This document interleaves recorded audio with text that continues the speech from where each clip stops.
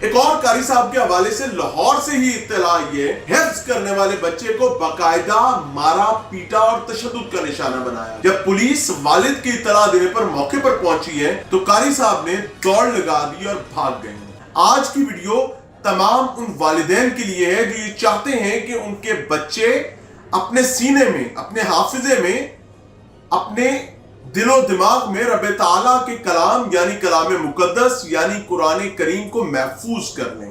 تو لہٰذا دست بستہ درخواست کہ وہ تمام والدین جن کے بچے حفظ قرآن کر رہے ہیں یا کرنا چاہتے ہیں، میری ریکویسٹ ہوگی کہ اس ولاگ کو ان تک ضرور پہنچائیے گا۔ اس میں کوئی شک نہیں کہ حفظ قرآن بہت بڑی سعادت ہے، لیکن وہیں ایک ریالٹی اور فیکٹ یہ بھی ہے کہ جتنی بڑی سعادت ہے اتنا ہی مشکل کام بھی ہے۔ اتنا ہی مشکل ہونے کی وجہ سے اتنی بڑی سعادت جو ہے وہ ہم تک پہنچی ہے۔ حفظ قرآن کوئی عام سادہ معاملہ نہیں ہے، اور ایک اکیلا بچہ جس کی عمر چند سال ہے اس کے لیے حفظ قرآن مکمل کرنا لٹرلی یہ it is something like a herculean task. یہ ایک مشکل کام ہے، ایک جہد سے بھرا ہوا کام ہے۔ ہمارے ہاں اذیت اور عذاب یہ ہے کہ والدین اپنے بچوں کو مدرسے یا اسکول کے حوالے کر دیتے ہیں اور اس کے بعد یہ سمجھنے لگتے ہیں کہ ہاں ٹھیک ہے 4-5 سال بعد ملیں گے، تب تک بچہ حافظ بن چکا ہوگا اور جنت مل جائے گی ہمیں۔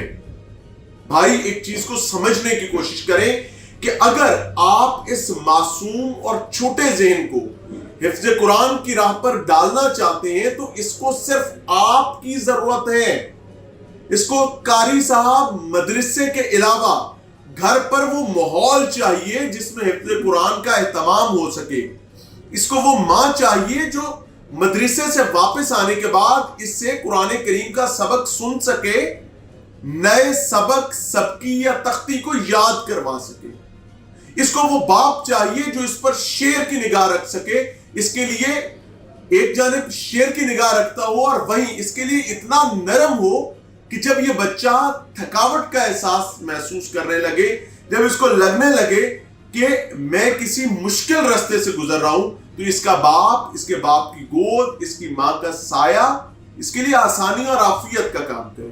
لیکن ہمارے ہاں اذیت اور عذاب یہ ہے کہ نہ والد اپنی ان پٹ دینے کو تیار ہوتا ہے، نہ والدہ اپنے ان پٹ دینے کو تیار ہوتا ہے۔ لٹرلی اگر کسی خاندان، گھر یا قبیلے میں ایک بچہ حفظ کر رہا ہے، اس بات میں کوئی شک نہیں ہے کہ ایک لمحے کے لیے آپ کو مدرسے کا استاد بنا دیا جائے اور آپ سے توقع کی جائے کہ آپ نے کسی بچے کو انگلی تک نہیں لگانی ہے، لیکن آپ نے پورا کلام مقدس، دنیا کا معروف ترین کلام، مقدس ترین کلام، اس کے سینے میں حفظ بھی کروانا ہے۔ کیا یہ ممکن ہو سکتا ہے ان تمام حالات میں جب بچے کے لیے گھر میں کوئی تعلیم کا ماحول نہیں ہے؟ میری دست بستہ درخواست کہ اگر ہم ہمیشہ مدارس کو، مدارس میں موجود معتبر اور معزز شخصیات کو ہی اپنے نشانے پر رکھیں گے، ان کو ہی برا بھلا کہتے رہیں گے، اور دوسرے ہاتھ ہم یہ بھی چاہتے ہوں گے کہ ہمارے بچوں کو حفظ بھی انہوں نے کروانا ہے۔ کیوں؟ کیونکہ ہم نے بچہ مدرسے میں ڈال کر حاتم طائی کی قبر پر لات ماری ہوئی ہے۔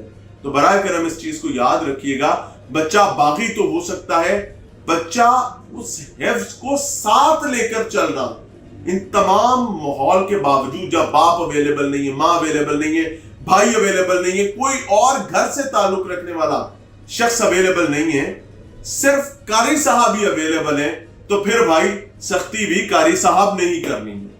اور پھر جب وہ سختی ہوگی تو اس کے بعد مار نہیں، پیار، قاری کا تشدد، بچہ چہرے پر نشان، لہو لہان، یہ تمام شکایات کرتے ہوئے چہ جا کے یہ غلط ہے، لیکن نہ سجتے ہیں نہ پھبتے ہیں۔ میری دست بستہ درخواست کہ یہ 3-4 سال جس میں آپ کا بچہ حفظ کر رہا ہے، یہ آپ کی زندگی کا ایک اہم ترین مقصد ہونا چاہیے، اور اگر نہیں ہے تو برائے کرم یہ سہانا خواب مت دیکھیں۔ کیوں؟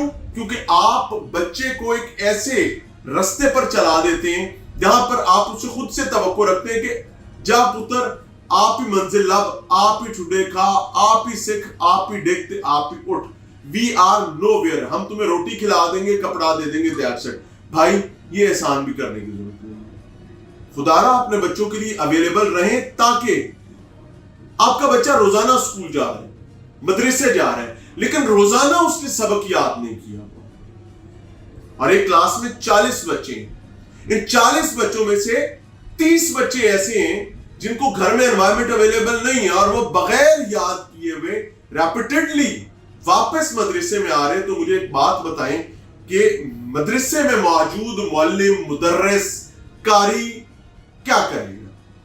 Is there any other way? If there is, do tell us in the comment section. या चाहेंगे सलाम।